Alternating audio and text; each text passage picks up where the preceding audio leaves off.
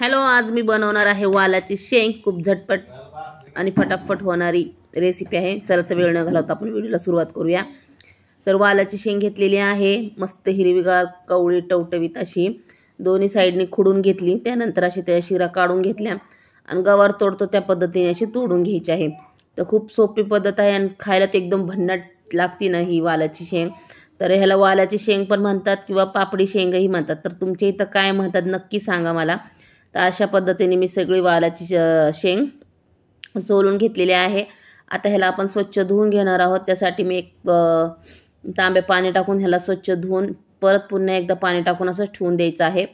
तर त्याला थोडंसं आपल्याला वाटण टाकणार आहोत। तर हिरव्या मिरच्यामध्येच करणार आहे। तर हिरव्या मिरच्या घेतलेल्या आहेत मी 7-8 आणि 2 गट्टे लसणाचे घेतलेले आहेत, कारण की लसूण खूप बारीक बारीक आहे, त्यामुळं जास्त लसूण वापरलेला आहे मी। तर मोठे मोठे असले तर तुम्ही कमी जास्त करू शकता।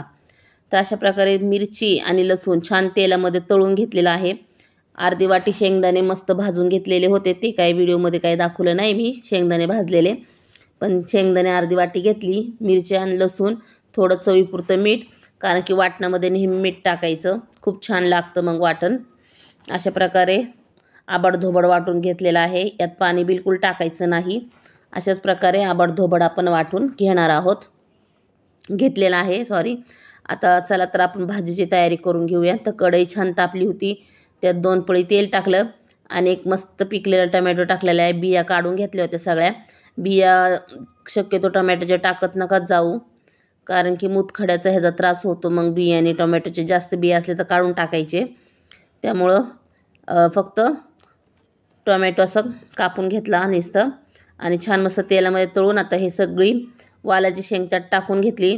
2-1 मिनिटभर मस्त अशी फिरवून वाफवून घ्यायची आपल्याला।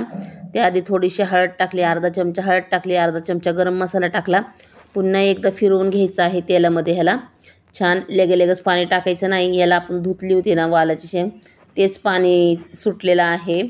आता 2-1 मिनिटभर ह्याला आपण झाकण देऊन एक वाफ काढून घेऊया, कारण की मऊसूत अशी मस्त झाली पाहिजे ही वालाची शेंग। त्यामुळे आता लगेच आपण त्यात झाकण काढून घ्यायचं आणि लगेच थोडंसं फिरवून जे वाटण वाटलं होतं ना शेंगदाणे मिरची लसणाचं, ते टाकून मस्त फिरवून घ्यायचं आहे। अशा प्रकारे मिक्स करून घ्यायचं आहे सगळ्या भाजीला।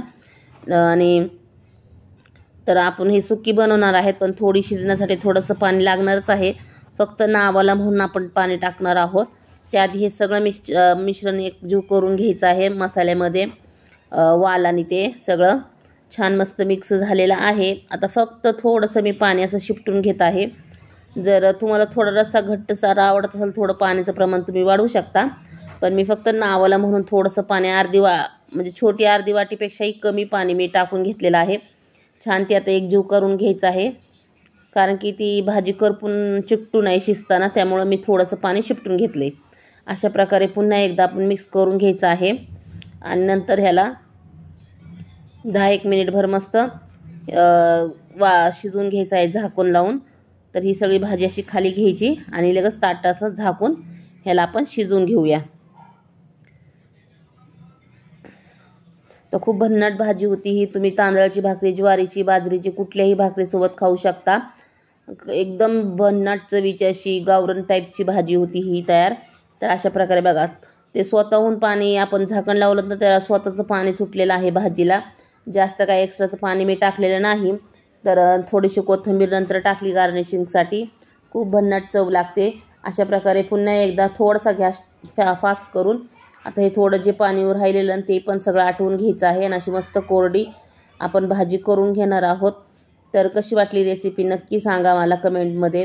आवडली तर लाईक करा, आपल्या चॅनलला सबस्क्राईब करा आणि असे छोटे मोठे व्हिडिओ पाहण्यासाठी बेल आयकॉनवर क्लिक करा, कारण की जेव्हाही मी व्हिडिओ टाकेल त्याचं नोटिफिकेशन तुम्हाला लवकरात लवकर भेटेल मग, आणि तुम्ही माझे लवकर व्हिडिओ पाहू शकताल। तर किती भन्नाट भाजी झालेली, रंगही खूप सुरेख आलेला आहे भाजीला, चवीला तर अप्रतिम लागते बघा। तर अशी नक्की ट्राय करून बघा आणि एकदा ट्राय करून झाली की मला नक्की एक कमेंट करून सांगा, ह्या पद्धतीने तुम्ही नक्की बनवून बघा। तर कशी वाटली रेसिपी कमेंटमध्ये सांगा। लाईक करा, शेअर करा, सबस्क्राईब करा आपल्या चॅनलला। असे मस्त व्हिडिओ पाहत जावा आणि मस्त एन्जॉय करत जावा, मस्त खा, स्वस्त राहा. Okay, bye bye.